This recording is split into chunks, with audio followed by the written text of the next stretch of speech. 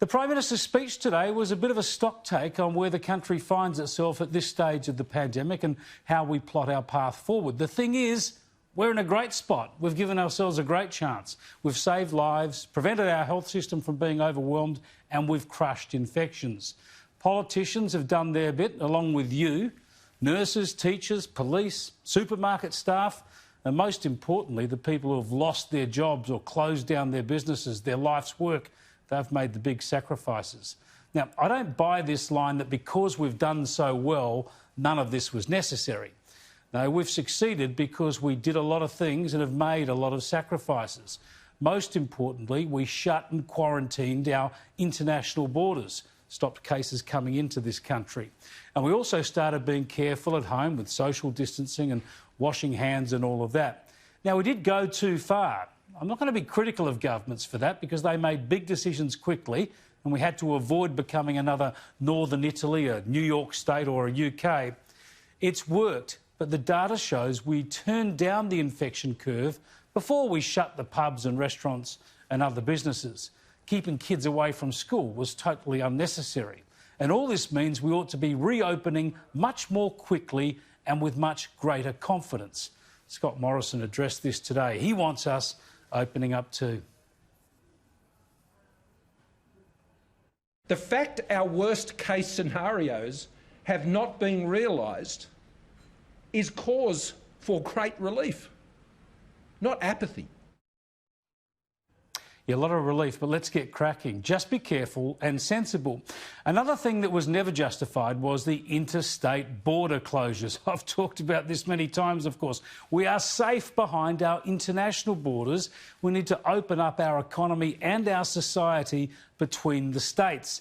This is so obvious that even a Greens senator from South Australia gets it. The sooner we can open up our state borders safely, the better. So, I can't imagine that Stephen Marshall is just sitting there, trying to pick a date for no reason. I'm sure he's listening. I hope he's listening. We really need to make sure our tourism gets a good boost. I mean, how does it look for Labor and Liberal premiers when even a Greens senator understands the economic imperative better than them? Yet, when Queensland Premier Anastasia Palaszczuk was asked today about whether she was hurting Queenslanders by turning her back on southern tourists, she got incredibly personal, defensive and alarmist. You obviously have a family. Do you want your family to have community transmission from New South Wales? Do you? Do you want to put that at risk? No. But I think we all care about our families. We all care about Queensland. Palaszczuk is talking about this as if it's Ebola. This is a disease that is mild in more than 90% of cases. We've slowed its growth, we've boosted our medical capabilities, we're in perfect shape to deal with it. If a tourist brought a case to Queensland, it'd be dealt with. Hiding behind state borders, killing off jobs and livelihoods makes no sense. Scott Morrison doesn't want a fight with the states, but he's so frustrated with their behaviour that he doesn't rule out opening us up to New Zealand under the so-called Anzac bubble before the states open their borders. I was speaking with Prime Minister Ardern this morning and we continue to have our discussions about the Trans-Tasman Safe Travel Zone, and it may well be that Sydney siders can fly to Auckland before they can fly to Perth or even the Gulf Coast for that matter. But I can assure you I won't be holding back on expanding the size of our markets for our goods and our services to wait for some other borders to clear. Look, if it comes to that, shouldn't we revive those plans to include New Zealand in our federation? Seriously though, Tasmania, Western Australia, South Australia, the Territory and Queensland need to open their borders and, more importantly, open up their economies. Remember, the experts tell us, with the benefit of hindsight, the data shows we'd turned the corner before we locked down restaurants, pubs and all those other businesses.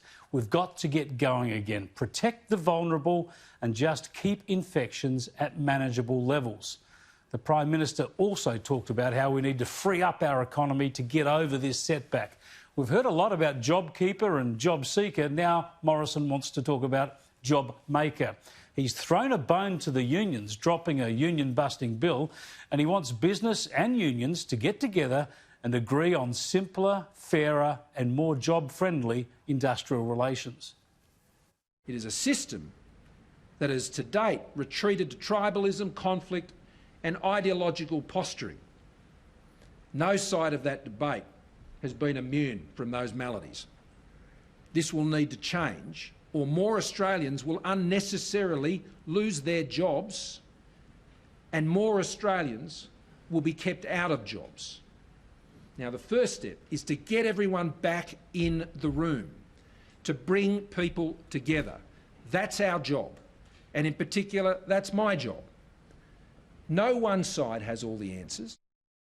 OK, nothing specific, lots of love, we can all work together. Let's see how long all this lasts. There's no harm in trying, I suppose.